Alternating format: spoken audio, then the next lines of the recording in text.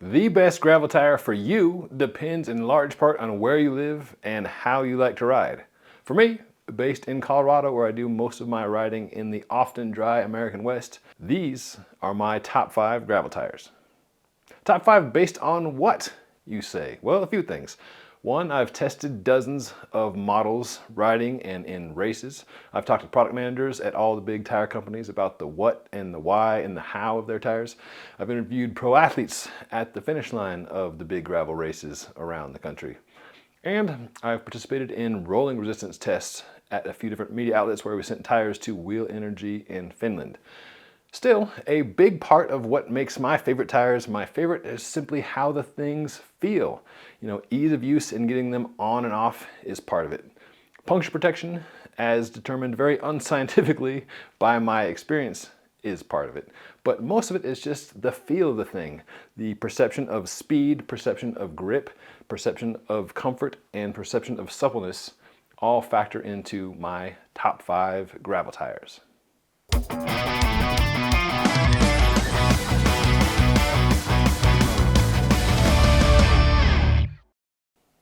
That mix of science and feel is something I enjoy talking with riders about, from amateurs all the way up to the best in the world. For years I've enjoyed talking to mechanics at Paris-Roubaix, not a gravel race obviously, but the World Tour race where tires are of utmost importance because of the multiple cobblestone sectors throughout that race. Often mechanics will set front and rear very precisely with gauges, and then riders will come off the bus, and sometimes you'll see them go through and just do the old thumb check and maybe let a little bit of pressure out, based completely on how their thumbs and their gut is feeling that day, just kind of disregarding all the careful homework that has gone into the tire pressure. And then in the gravel sphere, I enjoy speaking to riders like Payson McIlvaine, who likes running the Maxxis Rambler, which has a bit of knobs all the way around the tire. His take is that by having the knobs in between the carcass and the ground, just that little bit of separation will probably decrease the likelihood of puncture. Now, he'd be the first to laugh and say he can't prove that's a thing, but that's just his gut feel, and that's part of what he bases his tire choice on. Similarly, Ian Boswell, winner of a past iteration of Unbound Gravel 200, his take is that the sidewalls are where the tire is most vulnerable, so he'll run higher pressure than is probably recommended just to keep the tire from bulging out, and thinking that if the sidewalls are tucked in, they've got less chance of getting cut. Again, he will laugh and tell you that that's just a gut feeling he has, not a scientifically proven theory, but that's part of how he makes his tire choices. So with all that said, here are my top 5 gravel tires.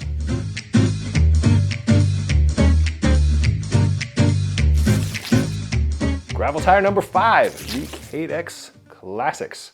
Hey, that's not even a gravel tire. You may be saying that's an all-road tire. True, and that is part of the fun of gravel gear in general, right? It runs the spectrum from road gear all the way up to mountain bike gear. And in terms of tires, you can run things from a 28, or in this instance, a 32, all the way up to like a 2-inch tire in a 650B model. For me, I skew more towards the lighter, livelier side of things, and I love how these tires feel. This is a 32 mil tire. I'll run at about 60 PSI or so if I'm just on the road, and then more like 45 in the dirt. I put these on for Focal Fondo, a gravel event in Fort Collins, Colorado, and just left the things on the rest of the year, and I've been riding them in a variety of different conditions. All road rides, completely paved rides, complete dirt road rides. A couple things that I liked about them. One, they were easy enough to get on, didn't need tools, they just go on by hand. But the tolerances were tight enough for both the tire and these NV AR 3.4s that they popped on and stayed inflated without any sealant. So to me, that's a hallmark of quality in both tire and wheel. And knock on wood, I've yet to have a flat on these guys. So I would not recommend them, certainly if you're riding in chunkier, sharper rocks or a lot of muddy, wet places. But for me, in the often dry Colorado, love how these guys feel.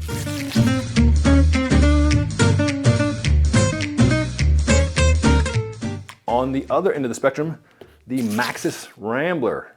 This is my number 4 tire, an OG gravel tire. This has been around for a number of years without change, and for good reason. Maxxis got this quite right the first time. There are some moderate knobs spaced throughout the tire. This comes in a variety of widths, 38, 40, 45, and 50 at reasonable prices. You can get a couple different types of casing protection, the EXO and the Silk Shield in 60 and 120 TPI. This is a Goldilocks tire of sorts for many folks. There's a bit of dependable grip, but it's not a sluggish or overly heavy tire, and just a good all-around tire if you want a bit of tread.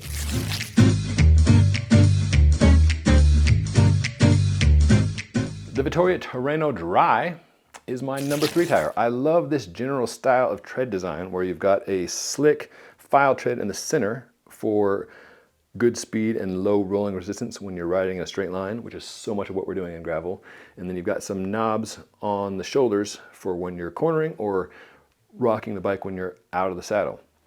This is not the absolute lightest tire. It's not the absolute most puncture resistant tire, but it's just a great all-around tire, which I used at, among other places, the Mid-South in a very mucky, muddy edition in 2020. Also ran the Terreno Zero at dry editions of the Mid-South. This tire comes in 31, 33, 35, and 38 millimeter widths for 70 bucks. Similar patterns can be found on tires from different manufacturers, like Maxxis Receptor, for instance, has that real fast center and then just a bit of shoulder knobs on the side. If a Vittoria rep was here, they would say, hey, stop calling it a file tread, that's a fish scale pattern in the center. But same, potato, potato. You just get a bit of grip, enough that when you stand up out of the saddle, it's still gripping unless you're putting your weight too far forward, but it's a very fast, very low rolling resistance center. So that is my number 3 tire, the Vittoria Terreno Dry.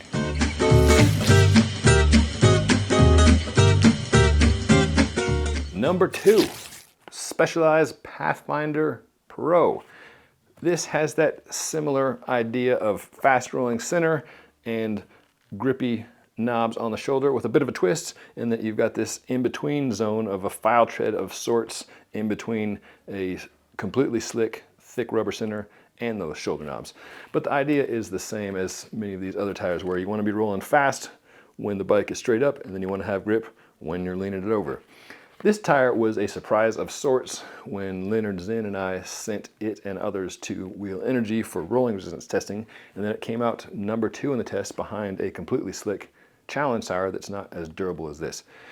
Now, in some ways, you'd expect a slick center to be quick, but the rubber is relatively thick, so I thought it would be a little bit slower because looking at years of rolling resistance tests for road tires, the thicker the rubber, the slower it is. So this was a bit of a surprise because it is so thick and so durable and it's quick. So I love this tire and I would recommend the Pro version over the top-end S-Works version because it's cheaper for one and it's more durable and it's still plenty quick. So this is a great all-around tire.